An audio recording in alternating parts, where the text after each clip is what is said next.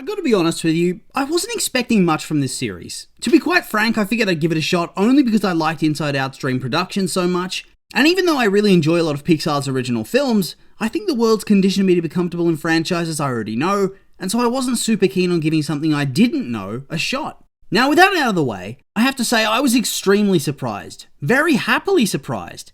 Before I even jump into this review, I cannot emphasize enough to give this show a chance if you haven't already. It's so genuinely funny, good, and incredibly well written.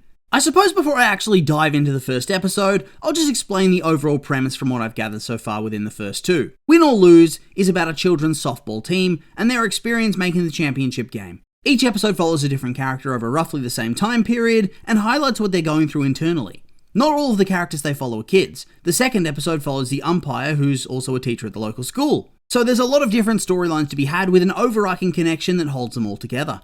Fun stuff. Best get stuck into the episode though, shall I? We start off with what seems to be snippets from the upcoming championship game, with ominous narration from some kid about the philosophical meaning behind winning versus losing, and what does that all mean anyway? Bonus points for Ave Maria playing in the background for dramatic effect. Pretty much just setting the stage for the story. Now, having watched the first two episodes, you can see sneak peeks of character moments and what they're going through on a rewatch, which is pretty fun.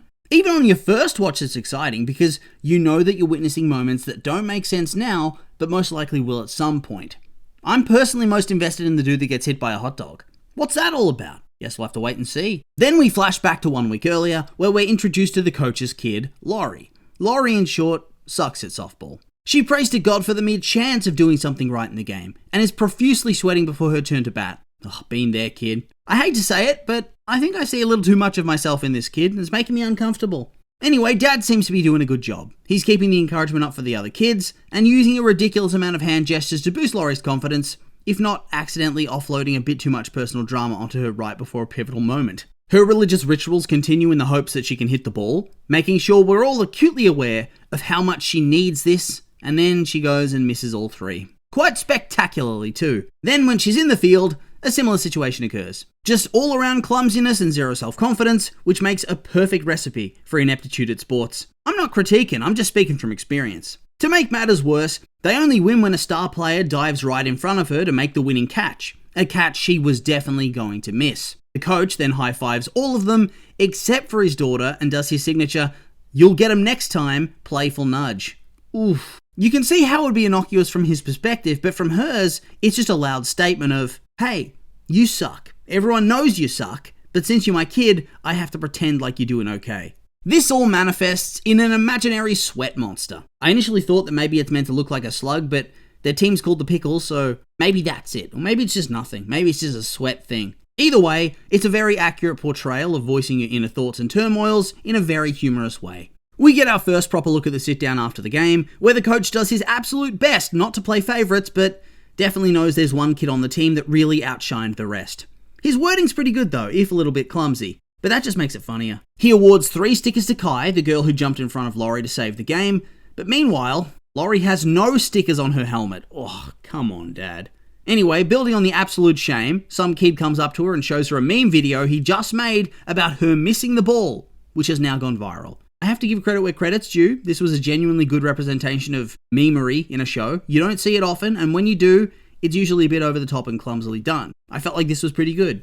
To top it all off, her friend comes to tell this little brat off, only for it to get flipped around on Laurie, and for her to somehow get romantically rejected by this guy. Oof, she's just not having a good day.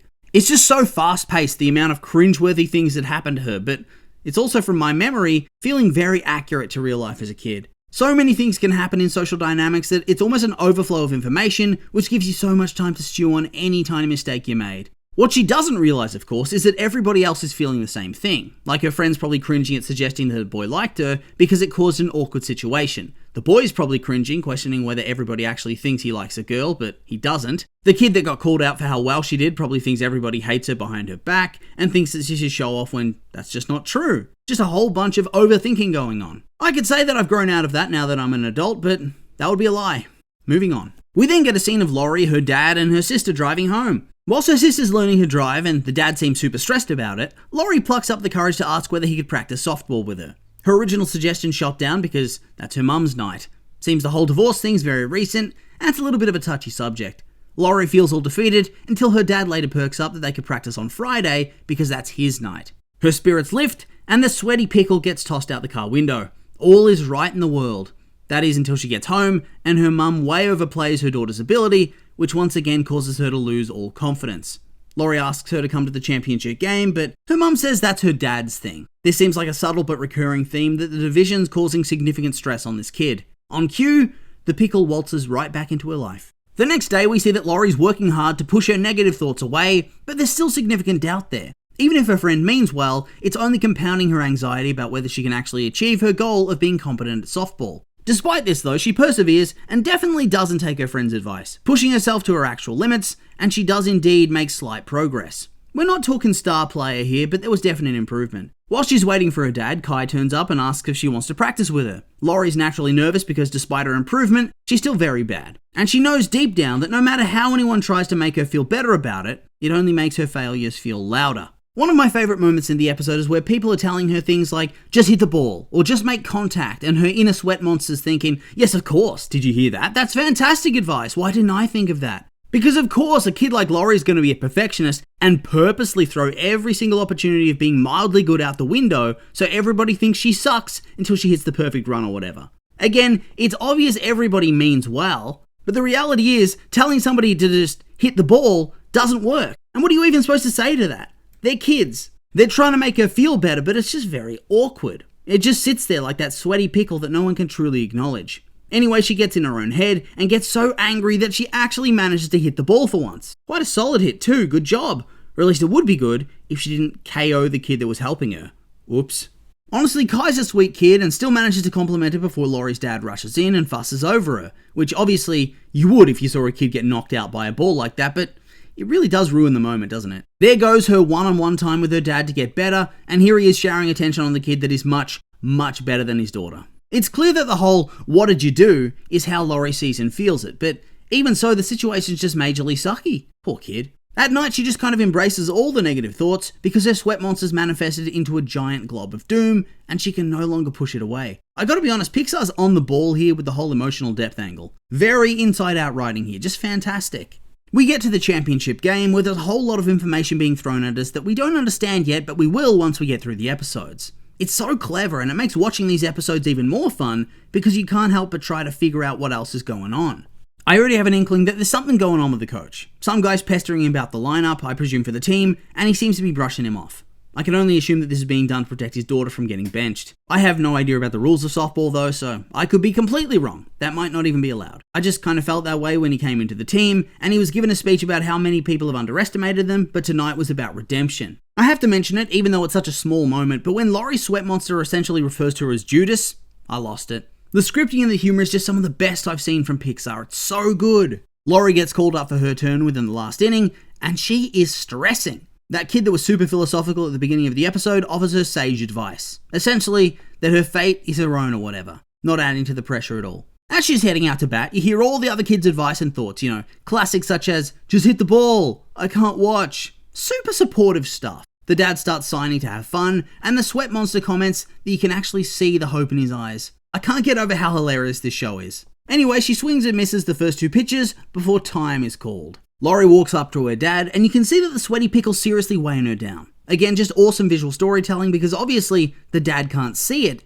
but it's an easy visual depiction of all the doubt and expectations she's carrying. When he asks if she's having fun and where she's at mentally, her sweat monster says that she's right here, which is sad because, it feels so obvious to Laurie as to why she's down, but it's hard for others to see it. He tries to loosen her up, but it just makes it worse. You can see that he's doing everything he can, but it's only adding to her embarrassment, especially since her dad has called time specifically for his kid and is trying to see what's going on. When to Laurie, everybody knows she sucks, and it's going to make it even worse when she misses for the third time. Her dad specifically tells her that she's not going to play until she truly tells him how she's feeling. At this point, the sweat monster completely envelops her, but also becomes her, using her actual voice for the first time, asking her dad if she's good enough. That people say she's only there because she's the coach's kid, which, honestly, he pretty much admits this is true. With that being said, though, he actually gives her some confidence. He tells her that it's all coming together for her, that it's about trying your best, which pretty much tells her exactly what she needed to hear. The fact of the matter is that he actually wants her there no matter her ability.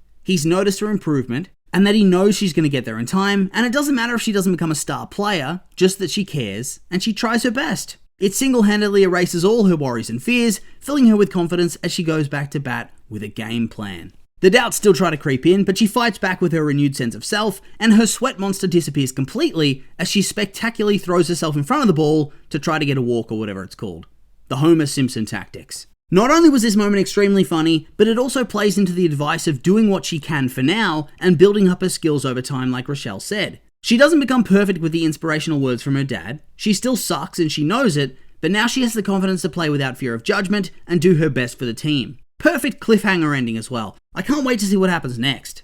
Overall, this was a great starter episode. I think it's one that's very easily relatable, and everyone can kind of slot themselves into this feeling of not being good enough and being judged for it. The writing's great and you can truly see the effort Pixar's put into this.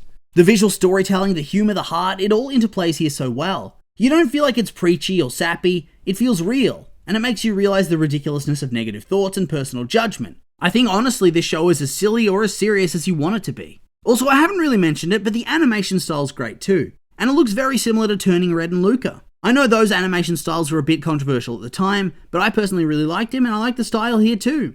That's not even taking into account the funny visual gags like the softball hitting Laurie like a truck, or the unique way in which the sweaty pickle would move or roll around. It felt like the animators had a lot of fun with this and it was a lot of fun to watch. The second episode goes into a different animation style as well for bits and pieces, which is great too, and I'll cover that in the next review.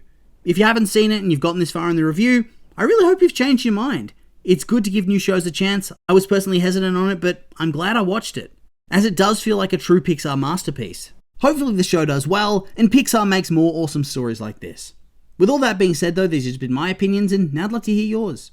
What did you think of the first episode? Did you like it? Hate it? Are you going to give it a chance if you haven't seen it? I'm curious for your thoughts, so make sure to like, comment, and subscribe, and let me know.